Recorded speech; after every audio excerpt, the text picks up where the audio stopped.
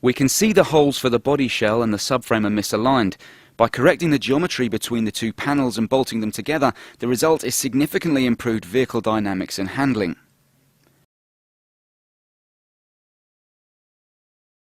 In all modern production cars, the engine, transmission, suspension and body shell are all mounted to the subframe.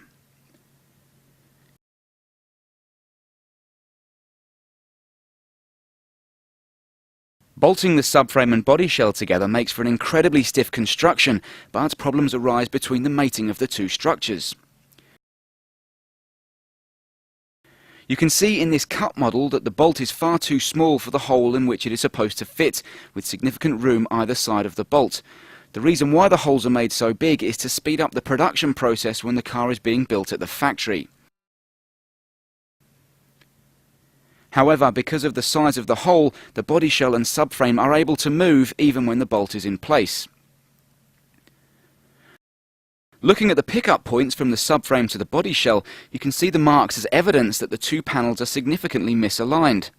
Further evidence shows that when the subframe is taken off, you can see the bolt is tightened with the hole offset, thus making it impossible to have an accurate geometry setup. Here we have a transmission casing on the left and subframe on the right, both marked with engineer's die. You can see the two faces are not seating properly due to the uneven surface on the face of the two components. The metal used in the construction of the component is very hard, and if they do not sit even and flat, they work against each other, creating a spring effect, detrimental to the handling of the car.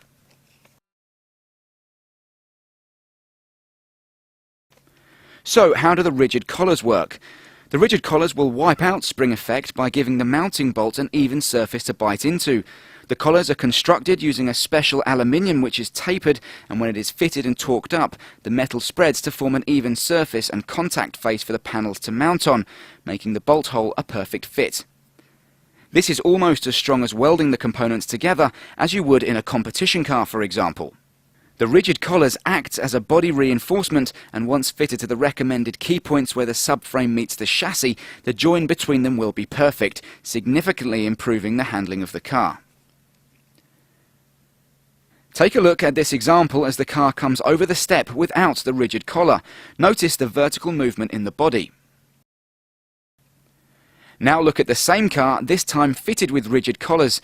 The vertical movement has been reduced dramatically. Looking at the two tests side by side, the differences in the body movement are clear. The standard car at the top of your screen and the car fitted with rigid collars at the bottom. The rigid collar has removed any spring effect caused by the inaccurate join between the cross member and chassis. Note how the suspension is far more stable, resulting in better all-round handling. Prior to the fitting of rigid collars, it was necessary for the driver to constantly correct the steering in a straight line.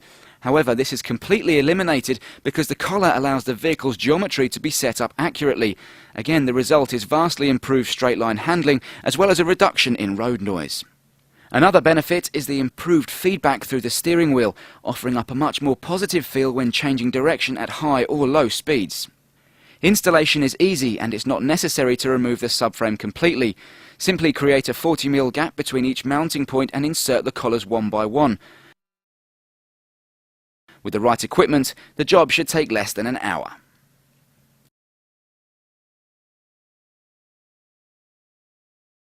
Handling, vibration, noise, there is no limiting factor. Rigid collars will only improve these areas.